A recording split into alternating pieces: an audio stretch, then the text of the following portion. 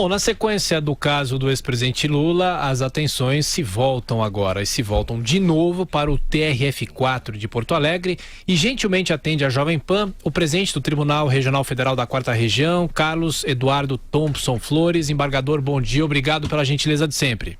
Bom dia, é um prazer participar novamente do seu programa. Nós é que agradecemos. Desembargador, didaticamente, o que acontece a partir de agora com os trâmites para a prisão do ex-presidente Lula? O que acontece no TRF4 a partir de agora? O procedimento é o seguinte, ontem o Supremo Tribunal Federal reafirmou a sua jurisprudência, isso é importante de deixar bem claro, reafirmou a sua jurisprudência no sentido de legitimar a execução provisória das sentenças penais a partir do julgamento da segunda instância. No caso, o que irá acontecer? A presidente do Supremo, ministra Carmen Lúcia, deverá dirigir um ofício a mim, como presidente do TRF4, comunicando o resultado do julgamento e a revogação daquela liminar. Né? Com o julgamento de ontem, mantém-se rígida a súmula 122 do nosso tribunal, que foi editada exatamente no entendimento da jurisprudência do Supremo, reafirmada ontem no sentido da possibilidade da execução provisória das penas de segundo grau.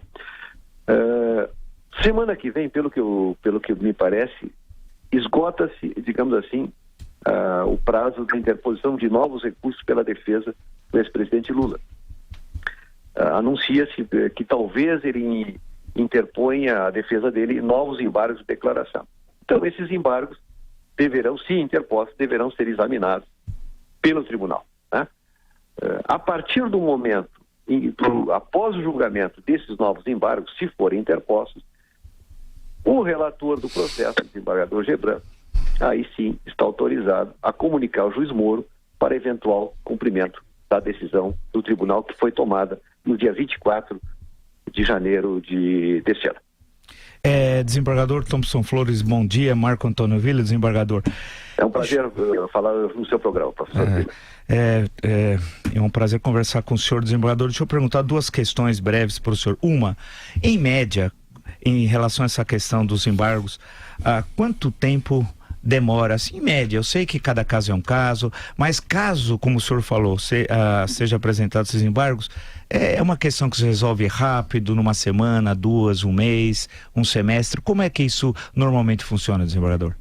O tribunal tem sido muito rápido. O senhor veja, os embargos de declaração interpostos no caso anterior levaram mais ou menos 30 dias, né? Me parece. Sim. Porque o relator também deu vista ao Ministério Público. É capaz que isso aconteça novamente, sendo interpostos novos embargos. Agora, os embargos de declaração, as hipóteses de cabimento são muito restritas. No caso presente, já houve os embargos de declaração, né? Que já foram enfrentados e examinados pelo tribunal. Então, se forem interpostos novos embargos, digamos assim, o exame, a hipótese será mais restrita ainda, né?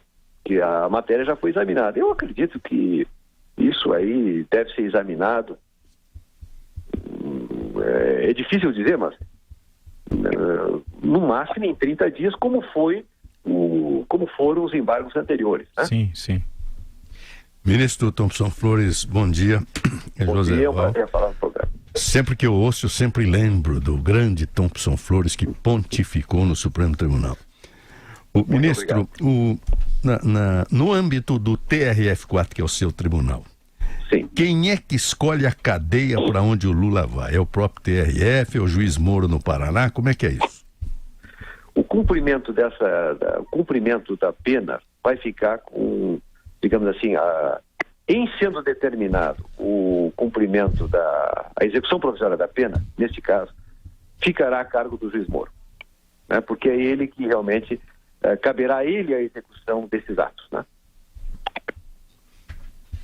Desembargador, o senhor está nos ouvindo? Perfeitamente. Não pensei que tinha caído. Deixa eu só perguntar para o senhor uma questão.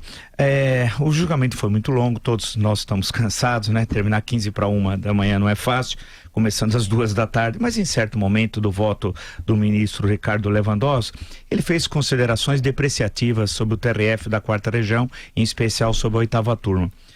Ele usou a expressão, salvo engano, 2 vezes escandalosa, e depois fez uma consideração depreciativa sobre a súmula 122 que o senhor fez menção. O senhor teria algum comentário sobre isso? O que eu posso dizer?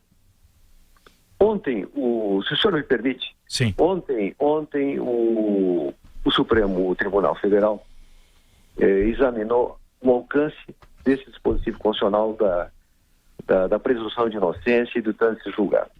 Do ponto estritamente jurídico, repito, estritamente jurídico, ambas as posições examinadas ontem são plenamente defensáveis. Tanto é verdade que o tribunal se dividiu, literalmente se dividiu, a decisão foi por um voto. Prevaleceu o entendimento e que está em vigor no tribunal desde 2016 e que foi sempre a tradição do Supremo até 2009, e foi retomado em 2016 por iniciativa do saudoso ministro Teori Zavascki. Esse entendimento é no sentido de que, a partir da segunda instância, pode-se aquela garantia, digamos assim, do trânsito julgado, já pode ser executado a partir da segunda instância. E por quê? Porque o Supremo e o Superior Tribunal de Justiça não examinam prova. Quer dizer, o exame da prova é só até a segunda instância, no caso, os tribunais regionais federais e os tribunais de justiça nos estados. O Supremo Tribunal Federal e o STJ só examinam matéria de direito. Vamos ver um pouquinho, se o senhor me permite, eu vou entrar na sua seara e já lhe peço a história, e já lhe peço a absolvição se cometer alguma impropriedade. Afinal, estou falando diante de um mestre, que é o senhor, um mestre em história. Na nossa história recente, duas das maiores democracias do mundo, os Estados Unidos e a França, que ninguém vai discutir que são democracias verdadeiras, vamos ver o caso Watergate, onde assessores do presidente Nixon foram condenados, não por prática de atos de corrupção, mas por crime de perjúrio, ou seja, mentira, perante o Comitê do Judiciário do Senado americano, e obstrução de justiça. 20 dos seus colaboradores, 20, foram condenados e cumpriram penas a partir das decisões das Cortes Federais de Apelação. Desses 20, 3 eram ministros. John Mitchell, o Attorney General, que era o ministro da Justiça, Bob Haldeman, o chefe da Casa Civil, o presidente, homem poderosíssimo, e John Ehrlichman, que era o secretário para Assuntos Domésticos, os chamados homens do presidente. Os 3 foram condenados em primeiro grau. Quando confirmadas as suas apelações pela Corte Federal de Apelação, foram para a prisão e cumpriram penas de 2 anos. Quando interpuseram recurso da Suprema Corte dos Estados Unidos, ela nem tomou conhecimento dos recursos. Vamos agora à França. O presidente Jacques Chirac foi condenado, por quê? Porque quando ele era prefeito de Paris, na França, pode-se acumular cargos no executivo. Ele foi muitos anos primeiro-ministro e, ao mesmo tempo, prefeito de Paris. Quando o prefeito de Paris, ele foi condenado por crimes contra a administração pública, e essa condenação só se deu após ele ter deixado o cargo da presidência da República, que lá há uma imunidade. A Constituição francesa assegura que, enquanto no mandato, ele não pode ser processado. Deixado o mandato, ele foi processado e condenado. Ele nem interpôs recurso. Ele sequer interpôs recurso.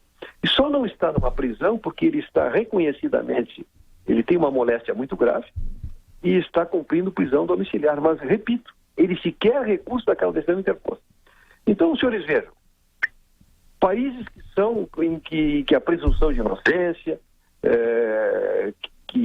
do trânsito julgado, eles reconhecem que a partir do julgamento das cortes de apelação, a execução da pena já se inicia. Então, a posição que prevaleceu ontem no Supremo, reafirmando a sua jurisprudência que foi reiterada a partir de 2016, e na qual está amparada a súmula 122 do Tribunal Regional Federal da 4ª Região, tem pleno amparo não só na Constituição, na melhor doutrina, como nos exemplos das melhores democracias do Ocidente, como os Estados Unidos e a França. E só para fechar, desembargador, diante de tudo isso, o senhor acha que o Supremo, nesse ano, não deveria e não mais deveria rever essa posição? Porque há o julgamento de 2 ADCs, né? Isso. Essas ADCs, cedo ou tarde, elas terão de ser julgadas, né? Isso aí, estão lá. Ontem, inclusive, todos nós assistimos o julgamento, houve uma cobrança enfática nesse sentido. Eu acho que o Supremo não vai poder escapar, digamos, de pautar esses processos. A decisão que dali sairá, isso nós não sabemos. Conversamos aqui na Jovem Pan com o presidente do Tribunal Regional Federal da 4ª Região, desembargador Carlos Eduardo Thompson Flores. Desembargador, mais uma vez, obrigado pela atenção, pela gentileza, bom trabalho e vamos voltar a nos falar mais vezes aqui na Jovem Pan. Até lá. Eu que agradeço a oportunidade de participar mais uma vez do programa. Muito obrigado.